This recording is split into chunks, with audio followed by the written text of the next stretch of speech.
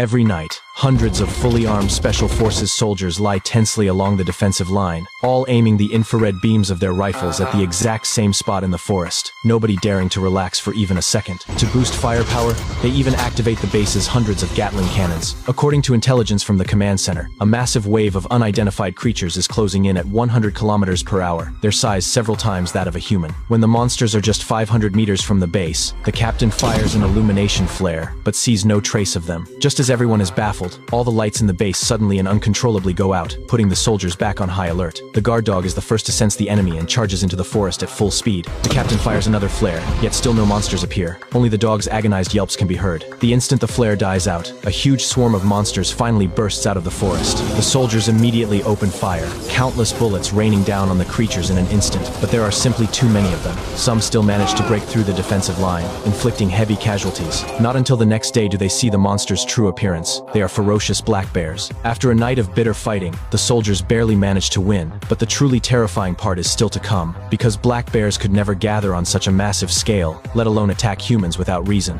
To uncover the truth, the soldiers prepare to investigate the forest. This time they are even more cautious, dispatching several armed helicopters for air support, while elite armored units lead the way for the ground forces. Strangely, they scour the entire forest without finding anything unusual, but are instead shocked by the city on the other side of the woods. The whole urban area is deathly silent with no sign of life. More chillingly, every building has been split clean in half by some mysterious force, and the city's entire power system has collapsed. The Special Forces enter the city, first sticking a spherical plastic light onto a wall for illumination. The moment the light comes on, everyone is horrified. The supermarket is strewn with dead bodies, yet no wounds can be found on them, leaving the cause of death totally undetermined. Just as they prepare to evacuate, a teammate upstairs is suddenly attacked, and everyone rushes to provide backup. Upon arriving at the scene, they see the attacker jump from the top of a 100-meter-high building and land completely unscathed. Even more bizarrely, the dense hail of bullets fired by the soldiers cannot harm him at all. They can only watch helplessly as he disappears from view. Before long, that person returns with reinforcements. Although the soldiers' weapons give them a massive advantage, the other side has superior numbers, and after a fierce firefight, they are eventually surrounded inside the building. At this critical moment, the soldiers can only fire signal flares to call the base for help, but they never expect that the base itself is about to face annihilation. Countless missiles fly toward the base at lightning speed, triggering all defense systems instantly. At first, every missile is accurately intercepted, but as their numbers surge, the interception system gradually loses its effectiveness. Finally, amid a series of explosions, the entire base is blown into ruins.